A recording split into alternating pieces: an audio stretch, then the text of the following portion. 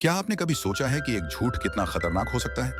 कैसे एक इंसान की लालसा उसे अंधकार के ऐसे दलदल में धकेल सकती है जहां से वापसी असंभव हो जाती है।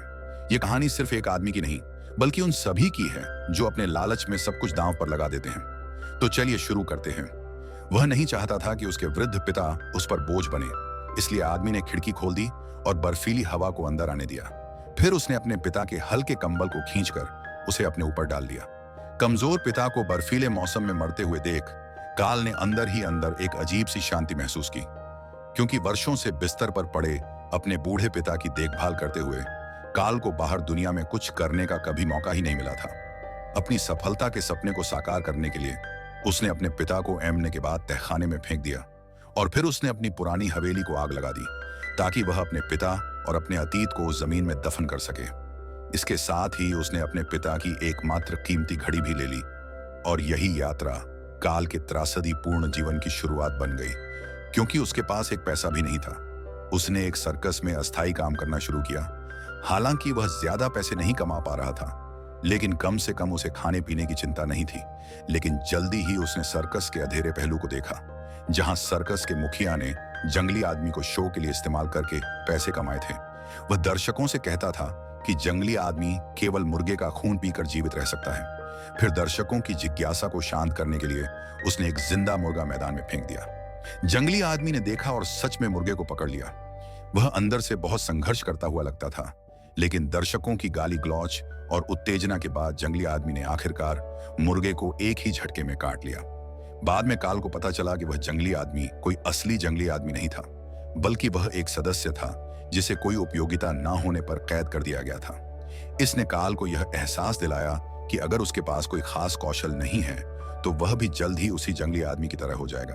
सर्कस में अपनी जगह पक्की करने और दुनिया में अपनी पहली कमाई करने के लिए उसने सर्कस में एक महिला जादूगरनी का शिष्य बनने का निश्चय किया। अजीब बात यह थी कि महिला जादूगरनी बिना किसी हिचकिचाहट के सहमत हो गई, लेकिन जल्दी ही काल को इसका कारण समझ में आया। दरअसल महिला जादूगरनी के पति एक वृद्ध और सफेद बालों वाले आदमी थे और महिला ने काल की मजबूत काया को पसंद किया था। जब उसका पति घर से बाहर गया तो महिला ने काल से कहा कि वह उसे शिष्य बना सकती है, लेकिन फीस के रूप में उसे शरीर का उपयोग करना होगा। काल ने बिना किसी संकोच के इसे स्वीकार कर लिया। रात के खाने के दौरान काल ने जाना कि महिला जादूगरनी की शो में सिर्फ कुछ छोटे छोटे जादू थे। असली ताकत तो उसके पति के पास थी, जो मानसिक शक्ति यानी मन पढ़ने में माहिर था। जब काल को यह पता चला तो वृद्ध आदमी ने एक प्रदर्शन किया। उसने सबसे पहले पीठ मोड़ी और काल से अपनी जेब से एक चीज निकालने को कहा। कुछ ध्यान के बाद उसने सही सही बताया कि वह एक घड़ी थी और उसने घड़ी के मटेरियल और वर्ष का भी अनुमान लगाया। फिर काल ने ईमानदारी से पूछा कि यह कैसे हुआ, तो उसे बताया गया कि यह सब एक मन पढ़ने की किताब से आता था। महिला ने अपने पति से कुछ जानकारी प्राप्त की थी जो देखने में सामान्य बातें लग रही थी, लेकिन दरअसल वे संकेत थे, जैसे मोर्स कोड। लेकिन दुख की बात यह थी कि वृद्ध आदमी ने काल को यह कला सिखाने से इनकार कर दिया। फिर भी काल ने मन ही मन तय कर लिया कि उसे यह कला सीखनी ही है। और एक दिन जब वृद्ध आदमी सो रहा था तो उसने चोरी छिपे किताब को पढ़ने की कोशिश की, लेकिन वह पकड़ा गया। जब वृद्ध आदमी ने उसे पकड़ लिया तो उसने गुस्से में नहीं आकर बस यह समझाया कि वह उसे क्यों नहीं सिखाना चाहता था। उसने कहा कि किताब में सिर्फ धोखाधड़ी और छल की तरकीबें थीं। एक बार जब कोई झूठ बोलकर प्रशंसा प्राप्त कर लेता है तो उसकी इच्छाएं कभी पूरी नहीं होती, और एक झूठ को छिपाने के लिए अनगिनत झूठ बोलने पड़ते हैं। मैंने खुद इसी कारण मेरी जान खतरे में डाली थी और तब से मैंने मंच पर प्रदर्शन करना छोड़ दिया था। लेकिन काल ने उसकी बातों पर ध्यान नहीं दिया, क्योंकि उसे लगता था कि जो चीज नहीं मिलती वही हमेशा बेचैन करती है। अगर नरम तरीका काम नहीं करता तो अब वह कठोर तरीके से आगे बढ़ेगा। अगले दिन वृद्ध आदमी की अचानक रहस्यमय मौत हो गई और लोग मानते थे कि वह शराब के अधिक सेवन से मरा था। काल ने इस हंगामे का फायदा उठाया और किताब चुराकर भाग गया, और यही उसकी बर्बादी की शुरुआत थी। किताब प्राप्त करने के बाद वह हर दिन अभ्यास करता रहा। कड़ी मेहनत के बाद एक दिन उसे प्रदर्शन का मौका मिला, लेकिन यह मंच पर नहीं बल्कि पुलिस के एक छापे के दौरान हुआ। सर्कस में पाले गए जंगली आदमी की शिकायत की गई थी और पुलिस ने सर्कस के सभी लोगों को गिरफ्तार करने की योजना बनाई। लेकिन काल ने अचानक पुलिस प्रमुख का नाम लिया। पुलिस प्रमुख को चौंका देखकर काल ने उसे अलग खींच लिया और बताया कि पुलिस प्रमुख लंबे समय से बीमार था और उसकी मां ने उसे एक सुरक्षा ताबीज भेजी थी। काल की यह बातें सुनकर पुलिस प्रमुख हैरान रह गया। फिर काल ने कहा, तुम्हारी मां हमेशा मानती थी कि तुम दयालु हो। तुम कभी अपने पद का गलत इस्तेमाल नहीं करोगे और लोगों से अच्छे से पेश आओगे। काल की बातों से पुलिस प्रमुख इतना प्रभावित हुआ कि वह सब कुछ भूल गया। सर्कस के सभी लोग सुरक्षित थे और काल को यह सब जानकारी इस वजह से मिली क्योंकि रास्ते में वह एक पुलिस वाले से टकराया था। उसने पुलिस प्रमुख के हस्ताक्षर वाला सर्च वारंट देखा और पाया कि पुलिस प्रमुख का दाहिना पैर मोटा था, जिसका मतलब था कि उसके जूते में कुछ डाला गया था। यह बचपन में हुई पोलियो की वजह से था। इसके बाद काल ने सर्कस में अपनी जगह बना ली। कुछ समय बाद ने अपनी पहली कमाई की और सर्कस की सुंदर लड़की मोजली का दिल भी जीत लिया। लेकिन सर्कस अब काल की महत्वाकांक्षाओं के लिए छोटा पड़ने लगा, तो उसने मोजली को लेकर बड़े शहर जाने का फैसला किया। 1 साल बाद काल एक बड़ा नाम बन चुका था और उसे अक्सर उच्च श्रेणी की जगहों पर प्रदर्शन के लिए आमंत्रित किया जाता था, जबकि मोजली उसकी भरोसेमंद सहायक बन चुकी थी। लेकिन उस रात वे एक मुसीबत में फंस गए। एक अजनबी महिला ने काल की चालाकी को पहचान लिया और उसे तंग करना शुरू कर दिया। महिला ने मोजली से चुप रहने को कहा और काल से यह सवाल किया कि उसके बैग में क्या है। काल थोड़ा घबराया क्योंकि अगर उसने गलत जवाब दिया तो उसकी नौकरी खतरे में पड़ सकती थी।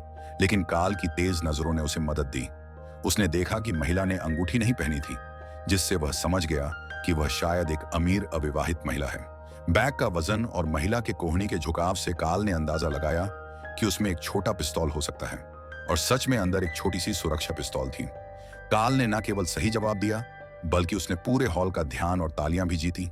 अमीरों के बीच अपनी पहचान बनाने के लिए काल ने एक बूढ़े आदमी को बुलाया और झूठ बोलते हुए कहा कि वह उसके मरे हुए बेटे से संवाद कर सकता है। चूंकि हाल ही में हुई उसकी प्रदर्शन से वह बूढ़ा आदमी इस बात पर विश्वास करने लगा था, तो प्रदर्शन खत्म होने के बाद वह बूढ़ा आदमी बाहर उसका इंतजार कर रहा था। उसने कहा कि वह चाहता है कि काल उसके बेटे के लिए फूल लेकर जाए और इसके बदले वह 10 गुना ज्यादा पैसे देने के लिए तैयार था।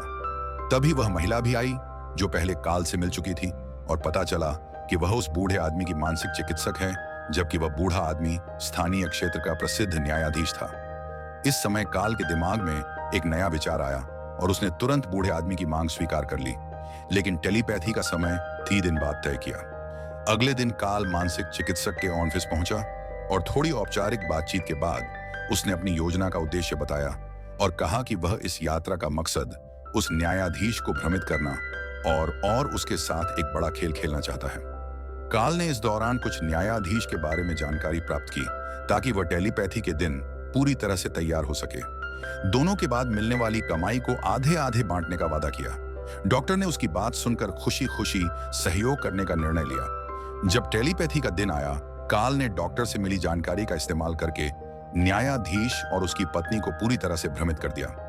यह तो एक अच्छा काम था जो जीवित लोगों को उनके पुराने फिजूल के विचारों से मुक्ति दिलाकर उन्हें नई जिंदगी की शुरुआत करने में मदद करता। लेकिन काल ने उल्टा कह दिया कि उनका बेटा उन्हें बहुत याद करता है और यह भी कहा कि वह चाहता है कि पूरा परिवार जल्द ही फिर से एक साथ हो।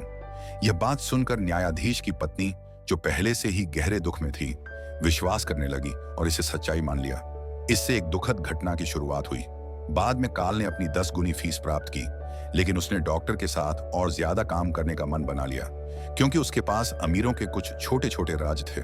सहयोग की ईमानदारी दिखाने के लिए काल ने न केवल डॉक्टर को तय किए हुए पैसे का आधा हिस्सा दिया, बल्कि अपनी आधी रकम भी डॉक्टर के पास रख छोड़ी। हालांकि भविष्य में उसे इसके लिए एक बड़ी कीमत चुकानी पड़ी।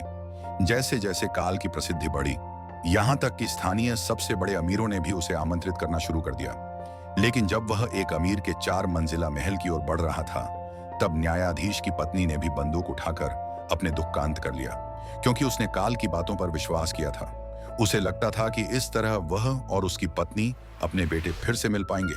वहीं काल ने मानसिक चिकित्सक की मदद से यह जानकारी प्राप्त की कि अमीर अपने पत्नी की मौत के लिए गहरे अपराध बोध से ग्रस्त था। इसलिए उन्होंने अमीर को एक आसान शिकार समझ लिया और उसे लगातार 2 महीने तक बेवकूफ बनाते रहे। हर बार उससे और ज्यादा पैसा कमाया, लेकिन जैसे जैसे समय बीतता गया, अमीर अब सिर्फ शब्दों से मनाने से संतुष्ट नहीं हो रहा था। उसने अचानक यह मांग की कि वह अपनी पत्नी से फिर से मिलना चाहे और कहा कि वह इसके लिए कितना भी पैसा देने को तैयार है। हालांकि यह एक बहुत ही अजीब और असंभव मांग थी। काल फिर भी जैसे जादू से मोहित हो गया था और उसने इसे स्वीकार कर लिया। साथ ही उसने अमीर से अग्रिम भुगतान भी ले लिया, क्योंकि काल ने जानकारी में पाया कि अमीर की पत्नी और मौजली एक दूसरे से बेहद समान दिखती हैं। उसने मौजली को यह सुझाव दिया कि वह अमीर की पत्नी का रूप धारण करे और जब वह टेलीपैथी का प्रदर्शन करे तब वह बाहर आकर उस भूमिका में दिखे। लेकिन मौजली इसे करने के लिए तैयार नहीं थी, क्योंकि उसकी शुरुआत एक कलाकार के रूप में हुई थी, न कि एक धोखेबाज के तौर पर। लेकिन काल ने उसे मनाया और कहा कि यह आखिरी बार होगा। यदि यह योजना सफल हो गई तो वे एक जीवन भर की कमाई कर सकते थे और फिर कभी इस धंधे में नहीं आएंगे। अंत में काल के लगातार दबाव के बाद मौजली ने सहमति दे दी। काल ने अपनी कार को अमीर के बगीचे के पिछले दरवाजे पर पार्क किया और जैसे ही तय समय आए मौजली अंदर आ गई। इसके बाद काल अमीर से मिलने गया और टेलीपैथी में बाहरी व्यक्तियों के होने से असुविधा का हवाला देते हुए उसने अमीर के निजी बॉडीगार्ड को वहां से भेज दिया। फिर काल अमीर के साथ बगीचे के पिछवाड़े के पास गया। इसके बाद अमीर की प्रार्थना के बाद मौजली धीरे धीरे उनकी ओर बढ़ी। सफेद कपड़े पहने और हाथों में खून सने हुए थे, जो सचमुच नर्क से बाहर आई किसी भूतनी जैसी लग रही थी। काल का इरादा था कि वह अमीर को घुटनों के बल पछतावा करने के लिए मजबूर करे, ताकि मौजली मौत पाकर वहां से चली जाए। लेकिन उल्टा अमीर ने सीधे मौजली को पकड़ लिया और उसे गले लगा लिया। इस समय मौजली डर के कारण संघर्ष करने लगी और तभी अमीर ने यह जान लिया कि काल एक धोखेबाज है। वह पागलों की तरह अपने बॉडीगार्ड को बुलाने लगा। यह देखकर काल घबराया और उसने अपना हाथ घुमाते हुए अमीर के सिर पर जोरदार वार किया। जल्दी ही अमीर की गतिविधियां बंद हो गईं और जब बॉडीगार्ड पहुंचे, काल और मौजली पहले ही कार में सवार हो चुके थे। बॉडीगार्ड तेजी से बाहर आए, लेकिन काल ने उन्हें सीधा अपनी कार से टक्कर मारकर गिरा दिया। काल ने हत्या को छिपाने के लिए उन्हें फिर से रौंद दिया। भागने के बाद काल ने अपनी कार एक संकरी गली में खड़ी की, फिर जानबूझकर कार की खिड़की का शीशा तोड़ दिया ताकि यह प्रतीत हो कि कार चुराई गई थी। लेकिन इस समय मौजली ने उसे एक जोरदार थप्पड़ मारा, क्योंकि उसने कभी नहीं सोचा था कि वह पैसे के लिए किसी की जान लेगा। काल अब उस आदमी जैसा नहीं था जिसे मौजली पहले प्यार करती थी। फिर मौजली बिना एक शब्द कहे वहां से चली गई। लेकिन काल को अब फर्क नहीं पड़ा, क्योंकि उसने मनोचिकित्सक के पास बहुत पैसे जमा कर रखे थे और मनोचिकित्सक ने वह पैसे पैक कर दिए थे। लेकिन जाते वक्त काल को कुछ अजीब सा महसूस हुआ।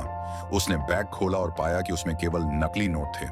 मनोचिकित्सक ने अपना चेहरा बदल लिया था। फिर उसने सीधे गोली मारकर काल को घायल कर दिया। तुरंत बाद उसने नीचे के गार्ड को फोन किया।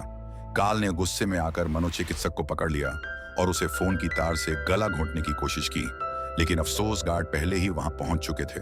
काल अपनी ताकतवर काया के साथ तुरंत पिछवाड़े से भाग गया।